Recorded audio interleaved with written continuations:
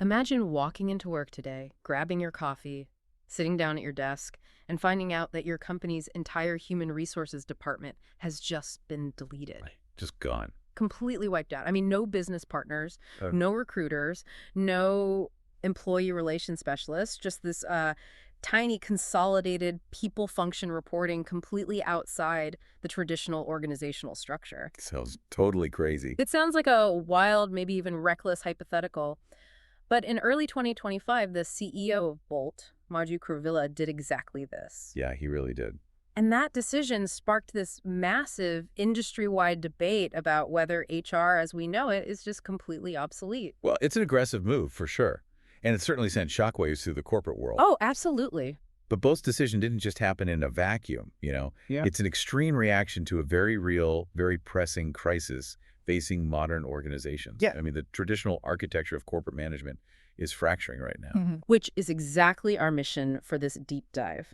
If you're sitting there trying to stay ahead of the curve on organizational strategy or, trying to future-proof your own career, we are unpacking Architecting the AI Accelerated Human Resources Model by Dr. Jonathan H. Westover. A really essential read for this moment. It really is. We need to figure out if HR is actually dying or if it's just undergoing this massive AI-driven metamorphosis.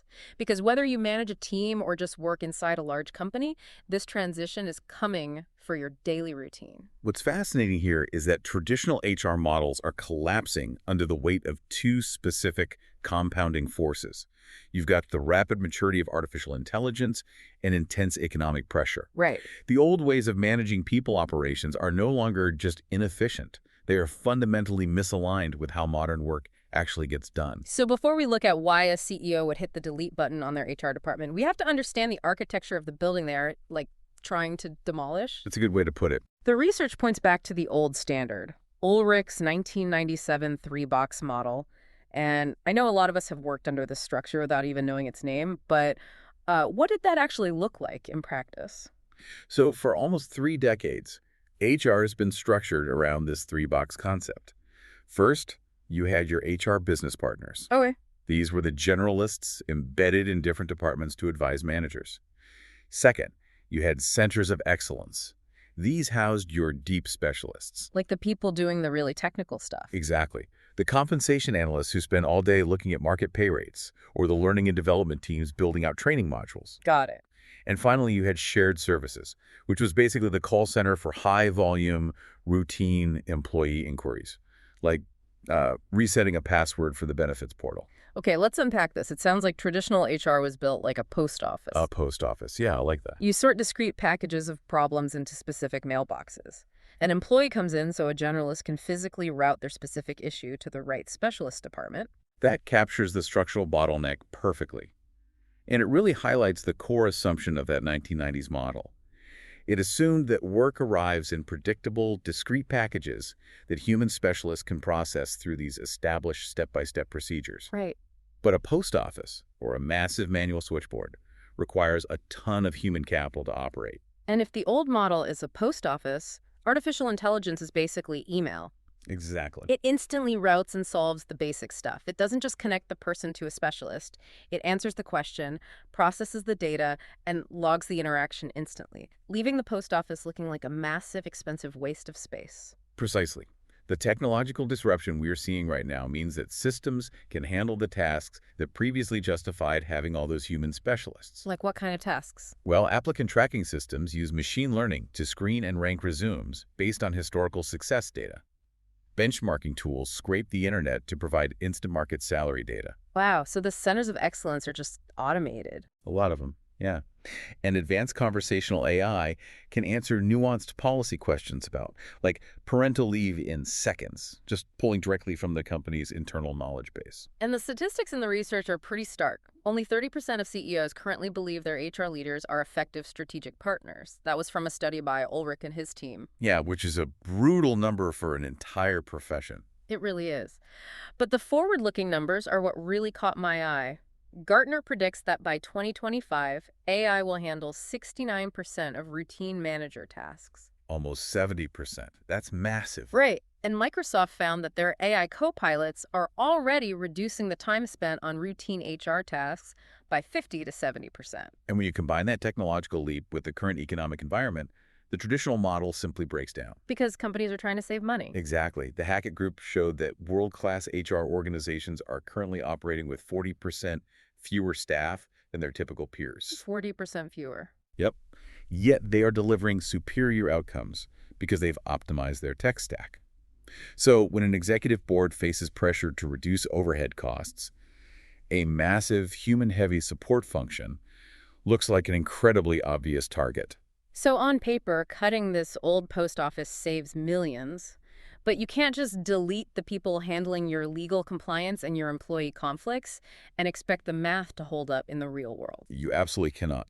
And the paper highlights a really sobering case study of an anonymous technology company that tried exactly this slash and burn approach. What did they do? During an efficiency initiative, they just cut their HR staff by 60%. Wow. But crucially, they didn't build any new automated capabilities first. They didn't redesign their workflows. They just slashed the headcount to save money. Let me guess. If you cut 60% of the people making sure managers aren't breaking labor laws, and you get rid of the people handling employee grievances, the corporate lawyers suddenly get very, very busy. A 40% spike in employment-related legal claims over the subsequent 18 months, to be exact. Oh my God. Yeah. And the bleeding didn't stop there. They saw a 28% increase in regrettable turnover, meaning their top performers, the people generating the most value, just walked out the door. Because they had no support. Right. And their internal promotion rates dropped by 35%. They had completely lost their institutional ability to manage compliance, track succession planning, or immediate conflicts. Wait, so executives are cutting HR to save money, but they end up paying for it in lawsuits and losing their best talent. It feels like selling your car's engine to pay for gas. That is exactly what it is. It is the classic trap of short-term efficiency.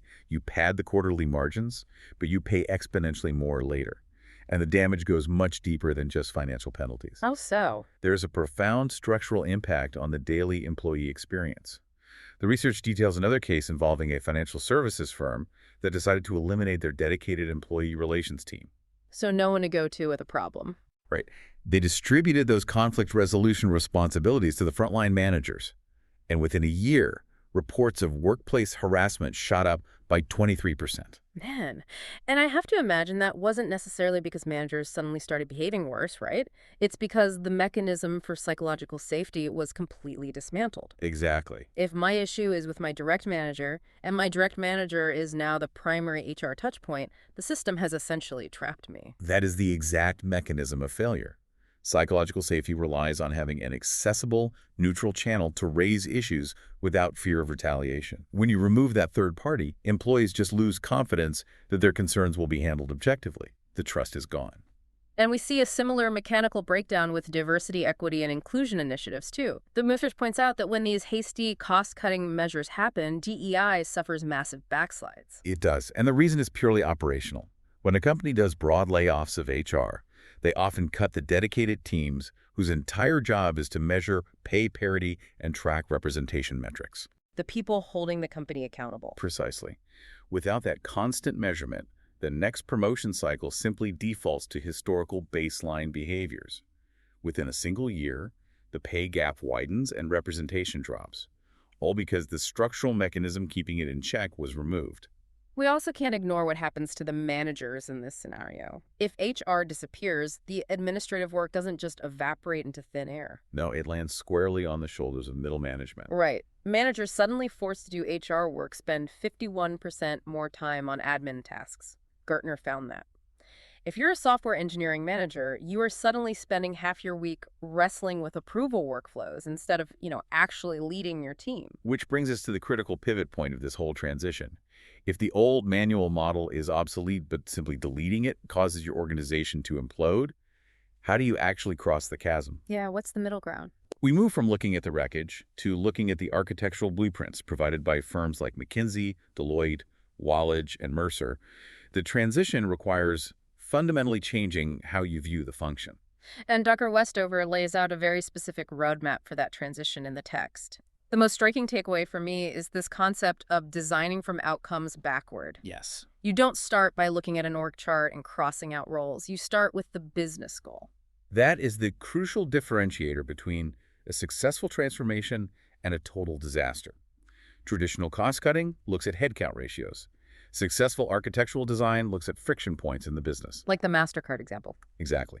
MasterCard provides a brilliant example of this.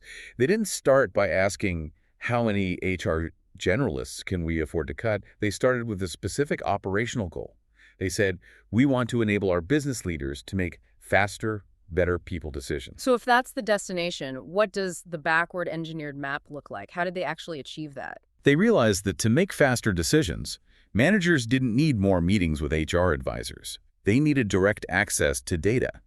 So MasterCard built real-time workforce analytics dashboards, simplified their approval matrices, and deployed digital decision support tools directly to the managers. Giving them the tools instead of making them ask for permission. Right. And by building those specific data-driven solutions, they reduced their HR headcount by 25%. But the metric that actually matters is that business leader satisfaction with HR increased by 34%. Because they actually solved the friction. Here's where it gets really interesting. It sounds like HR is shifting from being people to being data scientists and system engineers. It's a massive shift. For the listener trying to future-proof their own career, is empathy being entirely replaced by analytics? The required skill set is definitely undergoing a massive quantitative shift. I mean, Deloitte calls the next generation of HR professionals workforce solution architects. And McKinsey calls them people scientists, right? Exactly. As automated systems handle the transactional work, the payroll updates, the benefits enrollment, the human roles that remain really must focus on complex system design, interpreting predictive data, and strategic stakeholder engagement. But you can't just hand a traditional corporate recruiter a spreadsheet and tell them they are a data scientist now. The friction of that upskilling process has to be immense. Oh, it is, which is why leading companies are investing heavily before they ever change their operating models. Yeah. PepsiCo, for example, created a 6-month People Analytics Academy. 6 months? That's a huge investment. Right. They selected 40 of their existing HR professionals and put them through rigorous training in data science, statistical analysis, and business storytelling. They built the capability internally before they changed the expectations. And Johnson & Johnson took a different route that I found really clever. They recognized their internal team simply lacked the deep analytics capabilities needed for a modern workforce intelligence model. But rather than firing their staff and trying to hire unicorns, they partnered with an outside analytics firm for 2 years. A very smart approach. Yeah, they co-delivered services, essentially forcing a 2-year knowledge transfer, building their internal capability sustainably over time. Both are excellent examples of deliberate capability building. But even before you train the people, you have to ensure the foundational systems are actually worth automating. There is a vital concept in the research regarding SAP where they utilized process mining on their recruiting workflows. Process mining. I love this concept. It's basically like putting your corporate workflows through an MRI machine to see what's actually happening beneath the surface, rather than what the employee handbook claims is happening. That's a great analogy. When an employee applies for an internal transfer, the official handbook might say it takes 5 steps. But process mining looks at the actual digital footprints, the software logins, the timestamps, the email chains. The real data. Right. It Yeah. reveals what is really occurring in the wild. And when SAP ran this diagnostic on their recruiting process, they found that 60% of the steps added absolutely zero value. 60%. I can picture it now. A boilerplate offer letter sitting in an inbox for 4 days because it requires a completely redundant approval click from a vice president who hasn't even met the candidate. That is a perfect example of systemic waste. And the crucial lesson from SAP is that they didn't just buy an AI tool to automate their existing workflow. Because then you just have faster waste. Exactly. If you automate a broken, inefficient system, you are just executing the wrong processes at a faster speed. SAP eliminated that 60% of systemic waste first. They cleaned the data, streamlined the approvals, and only then did they apply the automation layer. So if the central HR function is retreating into the clouds to operate at this highly technical, architectural level, designing dashboards, managing algorithms, and running process diagnostics, who is actually handling the human element on the ground? That's a million-dollar question. Right, because if I'm an employee having a severe conflict with a coworker, or I need coaching on my career path, I'm not going to consult a data scientist. No, you're not. The entire model relies on the assumption that direct line managers will take on the primary accountability for day-to-day people management. The central HR team builds the tools, but the frontline manager actually wields them. So what does this all mean for you? If you manage a team right now, your job description just permanently changed. You are no longer just managing your team's output. You are now the frontline HR. Whether you feel ready for it or not. Exactly. But as we discussed with the anonymous tech company, just dumping this onto overwhelmed managers is a recipe for a lawsuit. The research notes that managers account for up to 70% of the variance in employee engagement, yet historically, only 25% receive adequate people management training. That gap between expectation and preparation is exactly why the transition must be handled with extreme operational care. Novartis provides what is arguably the gold standard approach here. What did they do differently? They completely redesigned their HR model to push employee relations and coaching duties down to line leaders. But they spent 18 months preparing those managers before they flipped the switch. 18 months is a massive runway. What exactly does a year and a half of preparation actually look like? It looks like building a comprehensive safety net. Novartis deployed an AI-powered manager assistant designed to provide just-in-time guidance. It's like a chatbot for managers. Basically, yeah. If a manager had to deal with an underperforming employee, the system would prompt them with coaching frameworks and compliance checklists. Furthermore, they put managers through intensive, scenario-based training, using simulations to practice difficult conversations and conflict mediation. So they didn't just hand them a manual, they built their confidence. They built the manager's confidence and capability first. And by doing the hard work up front, the outcomes were remarkable. Novartis eventually took their HR to employee ratio from 1 to 100 down to 1 to 200. They effectively cut their central HR presence in half. Right.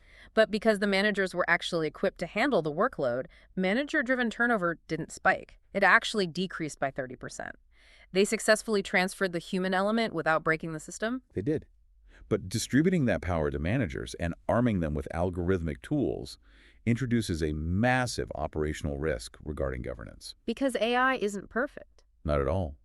AI systems are trained on historical data, which means they can easily replicate and scale historical flaws if left unchecked. And this is where the system design gets really precarious. If you build an AI system to recommend who should get a promotion or who should be put on a performance improvement plan, and an overwhelmed manager just blindly clicks approve because they trust the computer, aren't we just automating discrimination at light speed? That operational blind spot is a nightmare for risk management. It is why leading organizations are establishing strict governance frameworks before deploying predictive models in people operations. Like the Accenture example. Yes. Accenture provides a masterclass in this kind of systemic oversight. When they redesigned their HR function around AI, they didn't just let the data scientists run wild. They created a dedicated people analytics ethics board to actively audit the algorithms for unintended consequences. The example in the research that really stood out was the flight risk predictor.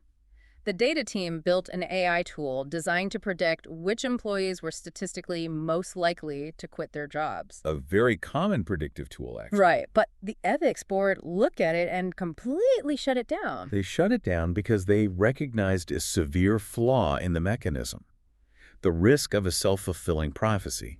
Think about the operational reality here. If an algorithm flags a specific employee to a manager as a high flight risk, the manager's logical reaction is to stop investing in that employee. Obviously. Why would you put someone on a critical long-term project if the computer says they are leaving in 3 months? Exactly. They might withhold training resources or sideline them. But of course, once the employee is sidelined and bored, they end up quitting. So the algorithm's prediction becomes true, but only because the algorithm itself caused the manager to change their behavior. Exactly. It's a closed loop of bad data generating a bad outcome. Accenture's governance board caught that structural flaw. They also implemented policies requiring transparent communication, ensuring employees have the right to understand the data inputs that influence their career trajectories. It all comes back to a strict human-in-the-loop policy. Using automation to schedule interviews, parse resumes, or answer basic benefits questions is brilliant efficiency. Absolutely. But for decisions that alter the trajectory of a human's career, terminations, promotions, compensation adjustments, there has to be a human applying contextual judgment. The algorithm can highlight patterns, but it cannot make the final call. If we connect this to the bigger picture, the overarching narrative becomes clear. The complete dismantling of HR by companies like Bolt is a massive wake-up call regarding the obsolescence of the old models. Right. But reactive demolition is not the long-term solution.